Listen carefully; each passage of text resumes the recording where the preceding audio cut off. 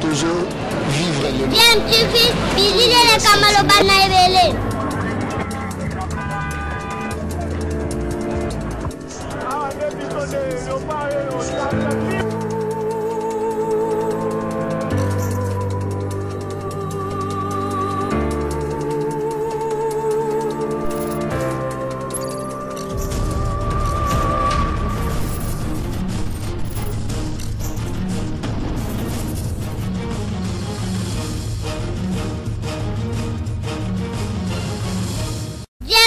toujours en avant. Balandi ya DMTV mbote na bino esengweza ya biso ya koyeba ke bozali ebele bozali kolanda biso na ngonga oyo boyebi yango actualité ezali makasi ya na République démocratique du Congo tolingi to analyser na bino sujet d'actualité justement ndenge ezali kolekana na République démocratique du Congo boyebi que na date ya le 9 juillet jeudi passé UDPS bakitaki na balabala pona kaka kotelemela choix ya Ronsard Malonda ba dégâts esalemaki ebele d'autant plus que marche wana epekisamaki na bakondi oyo ba boyaki ke koka kosala mama UDPS a défiaki bakondi pe asalaki yango lundi le 13 juillet plateforme Lamuka o bangonde bazali penza na kati ya opposition bakani pe lokola ko marché malgré interdiction ya police yango nde tolingi to solola lelo mais avant to kota na mozindo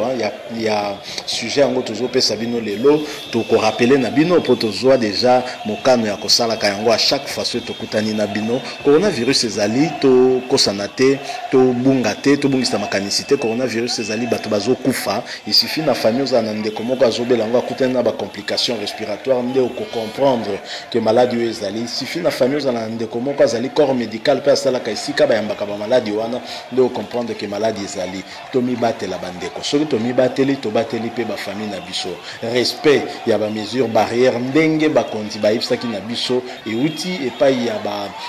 bato bazali na kati équipe ya riposte pour rebondisa maladie wana botu nanga nini mais prévention ezaka seul moyen tozala ngo poto ba komi batela donc to mi batela bandeko na actualité ndenge na lobby ezali toujours succession ya ba marche ya contestation ya Ronsard Malonda na Seni e bandaki na UDPS e bandaki na ba mouvement citoyen oyo balobaki non na Ronsard Malonda topé na procédure lolenge baponaki epo koma nesiko wana parce que Ronsard Malonda mokonzi ya Seni yango nde ko déterminer pe avenir ya ba congolais na sima ya maponami ko salema na 2023 po etenda ko sala na tête ya Seni UDPS pe ba telemeli yango balobi non pe ba marchaki biso mo tomoni impact nini marche wana UDPS ezaki nango Lamuka pe balobi ba kotika la simate Lamuka boyebi plateforme wana ezali ko sangisa ba parti politique ebele tozali avec 4 leaders notamment Moïse Katumbi Chapwe leader ya ensemble tozali na Jean-Pierre Bemba Gombo leader ya MLC tozali na Martin Fayulu mokonzi ya SID pe tozali na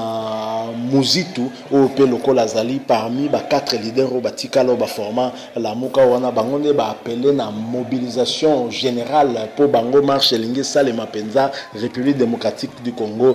mobimba siko na lingi na proposer bino bolanda ba mama pe bana pe ba jeune ya mouvement de libération du Congo ya Jean-Pierre Bemba ndenge bazali ko sensibiliser ko benga batu pona marche wana ya lundi le 13 juillet tolanda bango bongo na sima tozo zonga pour que to kokasiko yoko analyser moi mukeli kambu yango et puis to conclure liso na biso ya lelo. Je rappelle que vous avez kolanda chaîne YouTube na bino DMTV soki ozana na abonné na chaîne cliquez comme abonné no komona pe cloche moko ya muke bimi pembeni ezali ya notification dès que vous cliquez wana désormais au koma koza notification soki totie élément moko en ligne pour na bino suivant maman ya MXC na zelo bongo na sima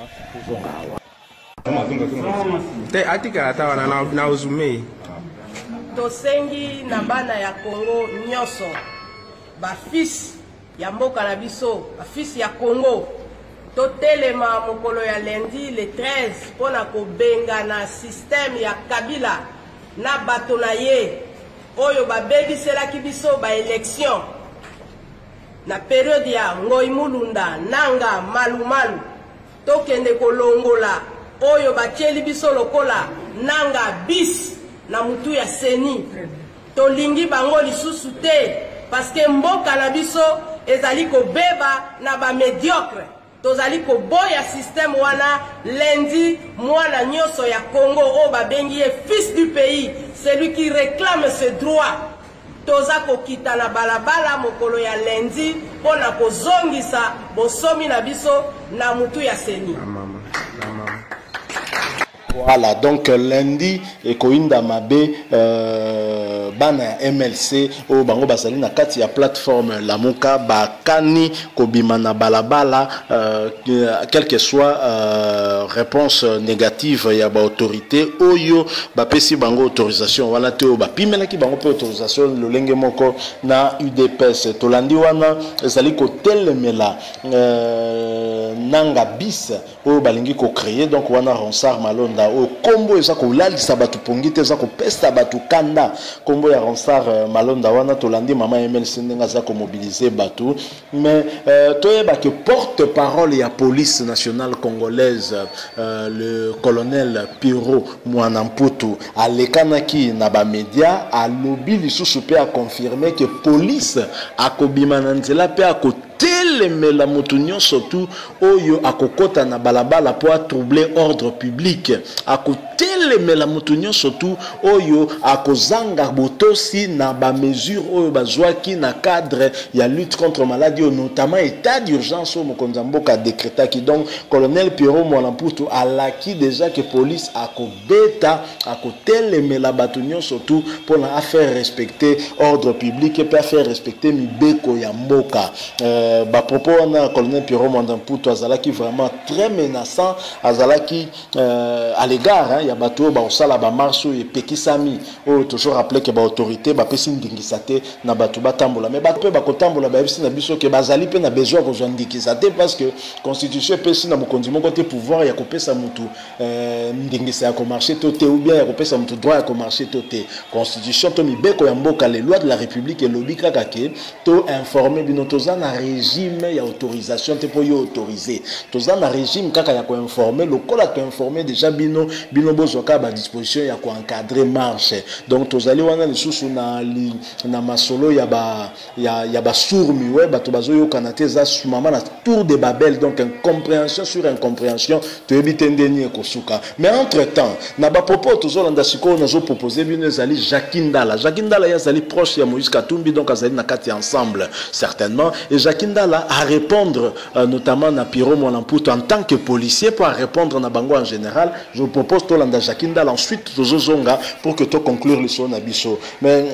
bon s'abonner na chaîne DMTV parce que vous allez à na kati ya DMTV une fois que s'abonner au commande à côté cloche moko notification kobima au cliquer wana pe pour que au comment recevoir notification sur ma prochaine vidéo to mettre en ligne suivant Jakindala nous nous retrouvons tout de suite après lundi le 13 juillet biso nyonso na balabala tokotelemela seni ya Kabila Kingakati seni ya mbala oyo tokitela yango Kabila te na lwa ya minaku totelemela yango mboka oyo ezali ya tata na mama ya Kabila te bato ya ane oyebisa Kabila sewakanaka bino soki aza komi tosa te tokotosa ye te policier oyo ezali mabele ya koko na yo tozobundela yango policier oyo akobeta masasi kongola akufi akobela liboma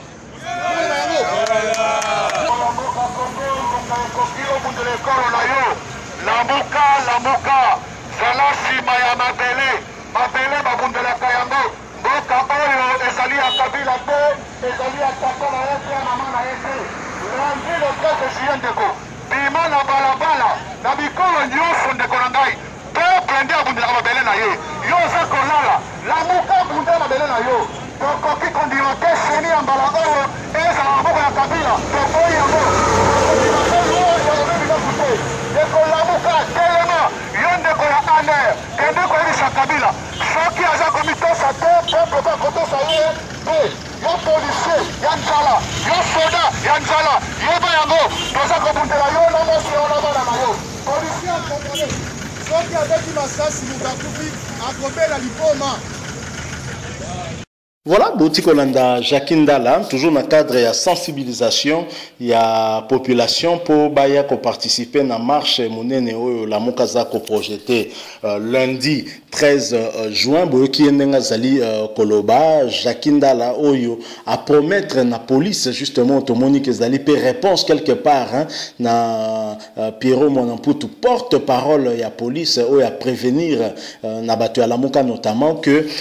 babi mana balabala te parce que police a côté les mawana pour empêcher moutonnier surtout quiconque a troublé ordre public et sengel na bateau bazena pour ça ko vaquer na ba occupation na bango ba ko vaquer sans problème. Donc voilà Jakinda la oyo alaki na policier oyo akobeta population na masasi akobela liboma pe atindeli Joseph Kabila un message très clair même na bato aner alobi ba na Joseph Kabila bo eloko pe zoka misa ngwana wana zali ko ignorer bokonzi ya Félix parce que Aner Zali na service et Joseph Kabila les sous-souté Sengeli tout précisé. Joseph Kabila Zali sénateur à vie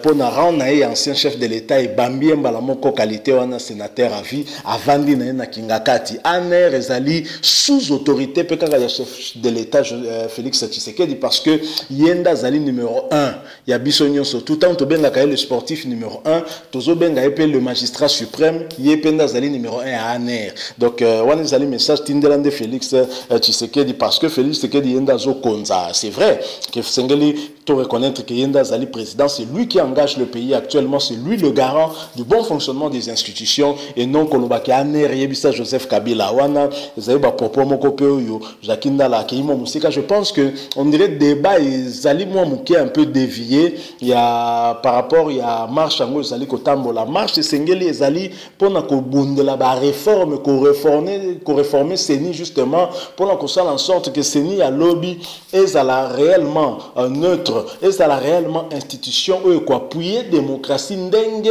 biso population tolingi Seni zala, c'est-à-dire que Seni est à la wana te pour qu'on favoriser quand moko boue par rapport il y a quand mususu nde to mona ki avant ba réforme nde Sengeli ko bundela elingi pe ko vendre la penza kombo ya Ronsard Malonda te parce que Ronsard Malonda bakoki ko longola le lopomino bogangi mingi pe ba remplacer na mutu mususu mais le système continue. Le problème c'est que déboulonner le système c'est que kanga Seni en otage pour que Seni est au service de quelques individus qui veulent rester au pouvoir pour bango ba poche na bango vimbaka la famille na bango pe baliaka. Je pense que de ce côté là Sengeli ba leader na biso za la opposition à même côté à UDPS ba yeba moi muke ko bongisa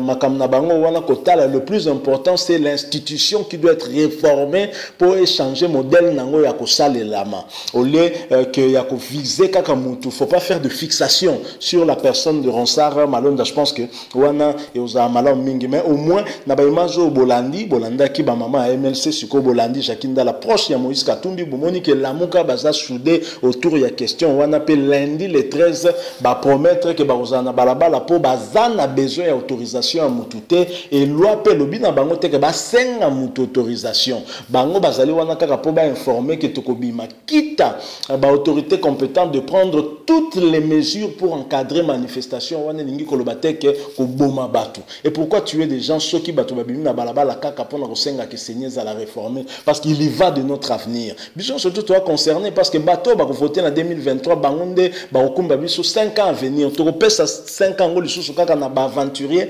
bato bazokende ko lukande ba bakisela bango ba $2000 ya salaire alors que soda o kutazo kengela bango azwaka même moins de $100. Est-ce que c'est normal? Ça c'est oh mboka ndenge nini eloba boketu oh peuple ndenge nini mboka ya ndenge nini oyo tondimaka na biso ka nyonso te pona bato oyo bakokumbela biso pona avenir na biso. C'est vrai, les choses doivent changer. Toko continuer boeta ma be makasi ya kitoko ta Sengeli to revoir to ko continuer na même rythme te chef de l'État baponi Félix Tshisekedi mais na parlement pe na ba assemblée nyonso tout misusu etikali na sur le plan sur le niveau même provincial FCC que go gagner il faut mona quelle majorité non ces contradictions za makasi hein et Sengeli to bongisa pour que lobby ba na biso ba espérer qu'à venir moko pe a bien koki ko ya to ebi ke mboka ozana to telema mais Sengeli d'abord to telema telema pour qu'après siko to banda komata malembe pour oyo tozonga kasima. Entre temps des individus deviennent plus riches que la République. Ce n'est pas normal, tout le monde est loin et à qui côté. Donc le 13 la muka na marche na ye et police pas kozala tota kandenini et kosuka, mais nous espérons que les choses se passeront plutôt bien et que police soit se montrer professionnel pour éviter la situation et les canaux qui autour il y a marche, il y a UDPS où il y a eu beaucoup de dégâts que ce aussi bien côté à police et d'ailleurs la violence tozali ko condamner en fermement d'où qu'elle vienne violence est en place à Tamukete. Merci beaucoup bino batu bolandi biso so bo sepeli na moi élément toti ko pesa na bino botika la biso like vous allez bien bo ça la peu mon commentaire pour la Nintendo nous aimons beaucoup vous lire mais surtout bo s'abonner à la chaîne ODM TV votre chaîne YouTube bo cliquer pe na cloche ya mokyo bimi juste pembe nezali pour nous permettre na bino bo yeba na kozwa ba notification sur la prochaine vidéo to mettre en ligne. Coronavirus ezali to kosanate mon frère ma soeur coronavirus ali tomi batela mon ba mesure barrière wana to respecter yango olati mo masque tango bimi pona ko banga policier te poto tiango na seawa eza bien te to zipa monoko to zipa na zolo eza poto batela ma to batela pe bande ko na biso soki yo zui maladi o pesa ngo na famille o pesa ngo na bana bango pe ba ko panza na be makasi mi batela o batela pe bande ko na yo obi nini prévention et les kinyonso seul moyen to na ngo pona lutter efficacement contre maladie eza prévention to mi batela ko merci beaucoup ndenge bo accordé biso moi tan na bino moké to kota na bino DMTV vous dit au revoir.